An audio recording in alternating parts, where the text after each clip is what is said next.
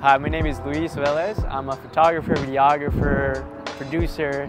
I wear many hats, but I'm here based in New York City and I'm 22 years old, freshly graduated from St. Francis College. So around high school is when I started to get into sports in general.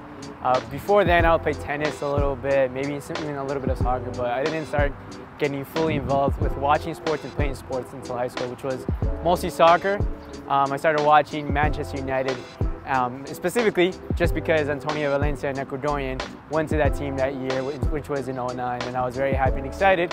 So I was like, let's watch, and I did play in the league that same season. So since then, I've been a hardcore Manchester United fan ever since. They are struggling, they are great, they are amazing, they are bad. However, they're still the Red Devils. They're still one of the, the premier teams in the world.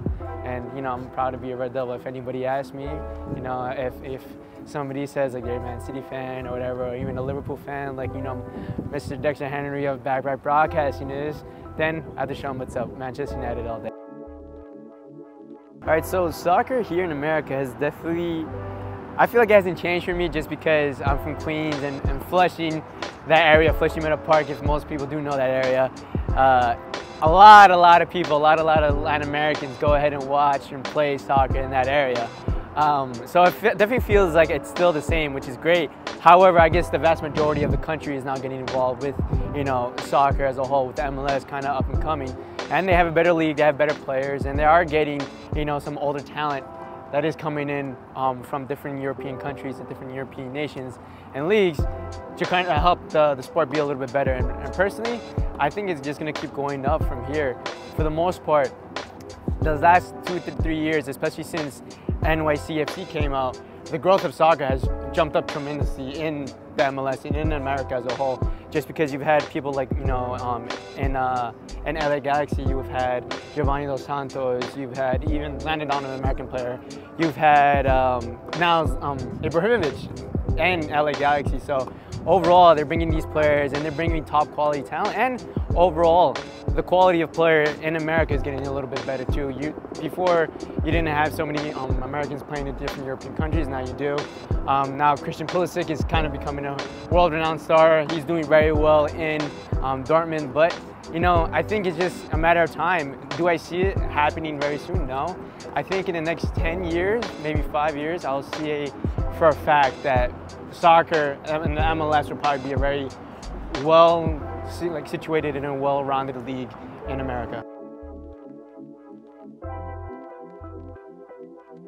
Now, can we create the young talent that us Americans make and keep them here in the MLS to kind of help build up the actual league?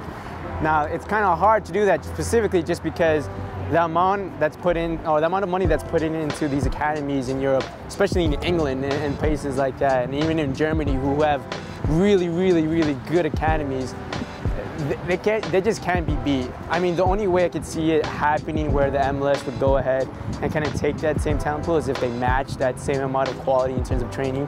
They'll pay the players, because a lot of those players, even at that young age, get a salary and start becoming basically an adult at that age, and soccer becomes their full-time job.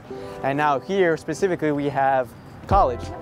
So, I mean, college, it's definitely a good experience overall, but you still are kind of tasked to go ahead and go do school. And I'm not saying that there's nothing wrong with going to school. It's great. You should be going to school, of course, if you definitely have something in mind. However, if you want to build overall quality, it has to be treated like an actual job. You have to go at full force, and that's how you create better players. The moment we do try to make that transition and kind of make it a full-time job, and instead of having it where you have to go to college, let's say, to get drafted or even do another method, then I think we'll be able to keep some of the players, and then overall not have to go ahead and bring other talent that's a little bit older to go ahead and try to help develop the league.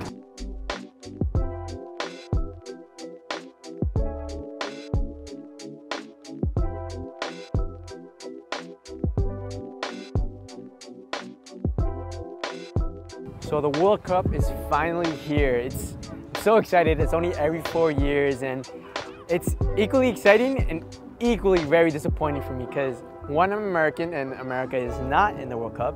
2, I'm also Ecuadorian. However, Ecuador is not in the World Cup. And especially for me, being an Ecuadorian, they always do good. We did very well in the first stages. And in the second stage, we completely did bad, terrible. However, nevertheless, the World Cup is still an opportunity to showcase a lot of talent that maybe I'm not aware of. And it's just, again, it's only every 4 years, and there's so much talent. There's, you know, Brazil, who's kind of trying to get a resurgence from what happened in the World Cup at their home turf, you know, the following one. Then you have Germany, who's a powerhouse, who might be the team to go back-to-back, like, you know, Real Madrid would go back-to-back in Champions Leagues. And then you got France, who's this young, hungry, I don't know, high-quality, high-paced talent that is just insane. And they have, I mean, everyone knows that they have an amazing bench, they have amazing players. All their players have great experience in top-quality teams and then also in tournaments. So they are ready, I think. I mean, if they're not ready this tournament, they're going to be ready the next tournament. And then also, it's just like you got teams like Egypt, who Salah kind of went ahead and took all the way to the World Cup himself, which was, you know, great for the nation itself. Belgium, who's I feel like they're kind of underrated. They have such great talent, but of course they have, you know, the obstacles, you know, of, you know, other teams like Germany, you know, and Brazil and such forth. Then you have Spain, who's rebuilt their team. So I've been talking about a whole bunch of different teams, but for the most part, it's kind of very hard to tell. See, the thing is that you could project that, let's say maybe Brazil, maybe Germany might win it. However, you have so many teams that are, you know, either at the same or maybe right there. And in soccer, anything can happen. Personally, I might have to put my money, if I had to say someone who would win the World Cup, I might have to put my money on, I can't just, it's so hard. I would have to either put on two teams, either Germany, Brazil. Yeah, Germany and Brazil. France, I really have high hopes for, but I feel like they might not be able to do it. But Germany is just them unbelievable amount of talent, and they also brought young players.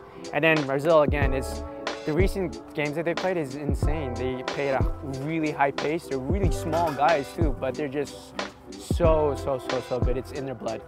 But we'll see what happens. I mean, it's the World Cup. Anything can happen, and it's just a great time. Enjoy watching everything during the summer.